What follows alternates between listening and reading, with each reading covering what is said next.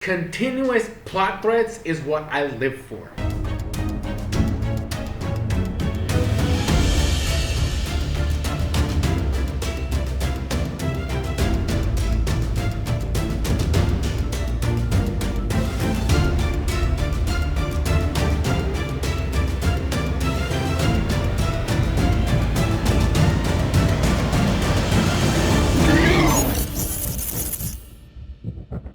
Yo, what is up, Crocs and climbers, Poke fans, and also some of this video. Today we're here to talk about episode 11 of Pokemon Horizons, and oh boy, I'm so hyped. Okay, they're doing okay, we could see there was a serial type of way they've been handling the series, but the fact that I've been talking about this.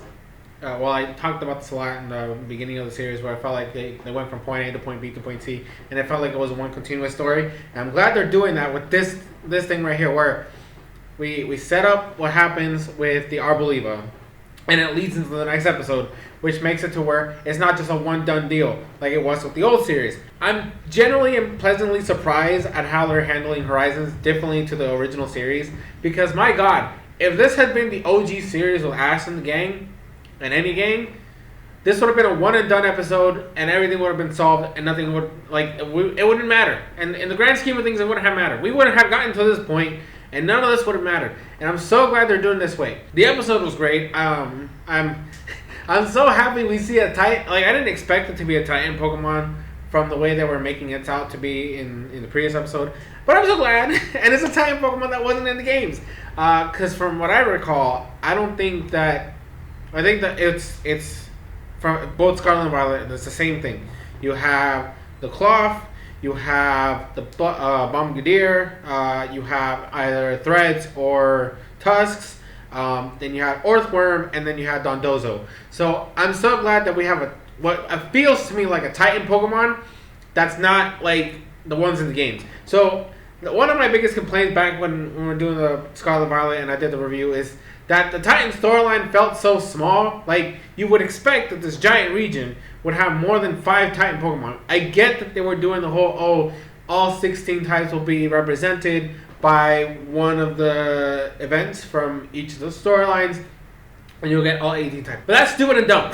I wanted more Titan Pokemon. I love that storyline so much. So I'm glad, and I hope we see more Titan-like Pokemon in the series, where it's like, oh, it's not just the ones we saw in the games, and that we can see more of these things. Because this feels like this is the Garden of the Forest type of deal, and I love that. I love this concept. Arboliva, they would make it feel like normally, oh, this is just a bad Pokemon, and no, or it, because they don't specify what it is, but it is the Guardian of the Forest. All the Pokemon really cherish this thing. They see it as a guardian, a protector, and it is always there taking care of the Pokemon. And from what I'm gathering, okay, the way they were saying, oh, there was the forest fire shit, the lightning, whatever. No, the reason why this shit happened with Arboliva and Braces and the Black Rayquaza is Rayquaza caused all this shit, right? So I'm hoping that this becomes like the Black Rayquaza is a symbol of, like, I don't want to say like world ending, but like, you know how it's like a force of nature, right? Rayquaza's always been like the guardian of the eons and the fucking sky and all the air molecules and all this other shit, and like, it's a master of the sky. But it's also been known to be a force of nature that should not be messed with, considering it's the one that basically corrals Groudon and Kyogre, which are the masters of the land, masters of the water. So it's always been seen as a force of nature that it can cause destruction wherever it comes, because it's a beast ass Pokemon. Rayquaza has always been shown to be one of those Pokemon.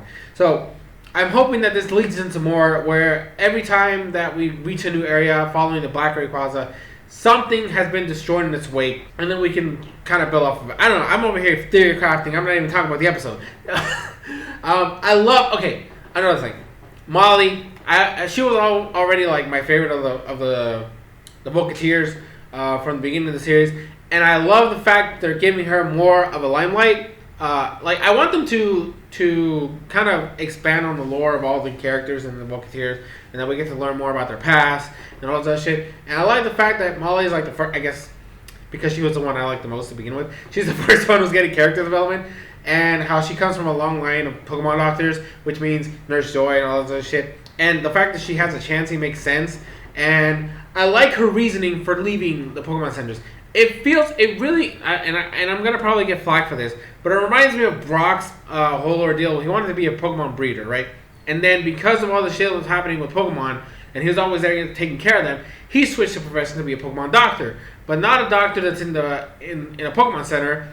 A doctor in general, where he's around, helping Pokemon in the wild, which is a goal they gave for him after Diamond and Pearl. Granted, they retconned that shit back when Sun and Moon happened, because now he's back to being a gym leader, and all the other shit doesn't fucking matter.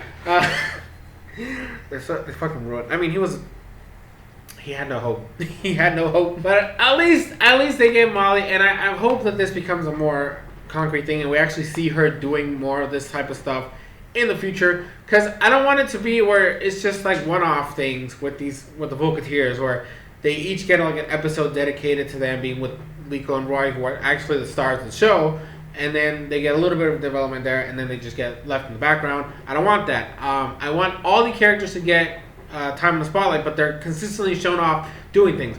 So Molly's not a fighter. Actually, none of these guys are fucking battlers aside from Freed. Right? Molly's the healer. We have the other chick who's like the engine room girl, whatever the fuck. Murdoch is the cook, and then Grandpa is just Grandpa. And then what the fuck? Dot is like the influencer chick over here streaming and shit. Like, there's no reason for any of these other people to be involved in battling, because their battling skills fucking suck. And it's disappointing because the fucking engine room girl has a fucking Metagross. And I'm so disappointed how weak they're making Metagross look, especially after seeing Steven the Beast-ass fucking Metagross in the last series. I'm disappointed. There's a Beast-ass mod, my favorite pseudo-legendary, being completely destroyed like this. I'm not happy about that. But that's besides the point. I want them to be fleshed out more. I want them to be shown off more. And if we get into situations where we're dealing with all this stuff in nature, and the whole fact about, Scarlet and Violet's whole thing with, like, future technology and the way it is in the past and all that other shit, that we have these characters interact with their primary role. And if Molly's going to be the nurse of the group, the one that protects and heals Pokemon, that she actually is shown off a lot more in future instances when we're running into problems, and then she's over here taking care of Pokemon in the wild, which is what her whole fucking goal is. So I'm glad that we had that Liko was able to have that connection with Molly. And Liko and Roy being bosses again over here. Dude, I'm so glad they're doing this teamwork shit, because it makes them more dynamic. Back in the old show, they never, and I feel like I'm so bad. I feel so bad having to rag on the previous series and the legacy of Ash. But, bruh, everything was Ash done. Ash did everything. Every fucking battle, everything that happened in the wild was always Ash. And I understand, he's the fucking protagonist of the show, and I get that. But I love the fact that we're getting this dynamic of these two characters who work in tandem with each other to achieve a goal.